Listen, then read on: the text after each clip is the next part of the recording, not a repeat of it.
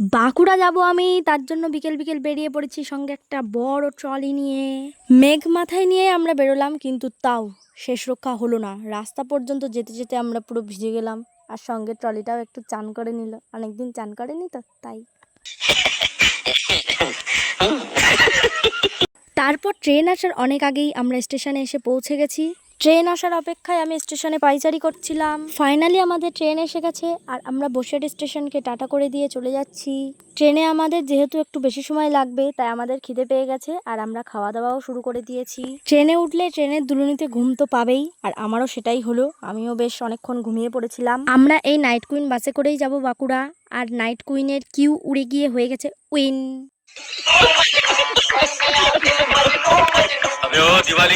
তারপর ফাইনালি এখন থেকেই আমাদের নাইট জার্নি শুরু হলো। রাতের কলকাতা শহরকে দেখতে কত সুন্দর লাগছে। আর আমরা এখন যাচ্ছি হুগলি সেতুর উপর দিয়ে। আমরা ডিনার বাড়ি থেকেই নিয়ে গেছিলাম, রুটি আর আলু ভাজা, তো সেগুলোকে খেয়ে আমরা এখন ঘুমিয়ে পড়েছি। আমাদের বাসটা মাঝে 2টো নাগাদ একটা জায়গায় দাঁড়িয়েছিল, আর আমরা এই চীনামাটির জিনিসগুলো দেখছিলাম।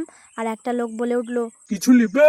বাঁকুড়ার ভাষা শুনে আমার তো মনে হলো প্রায় গন্তব্যে পৌঁছে গেছি। তারপর 2:30 নাগাদ আমাদের বাসটা আবার চলতে শুরু করলো। অবশেষে আমরা বাড়ি এসে পৌঁছেছি, আর অনেক ক্লান্তির পর আমরা এখন ঘুমাবো। তোমরা পরের পার্ট দেখার জন্য চ্যানেলটিকে সাবস্ক্রাইব করে দিয়ে যাও। বাই।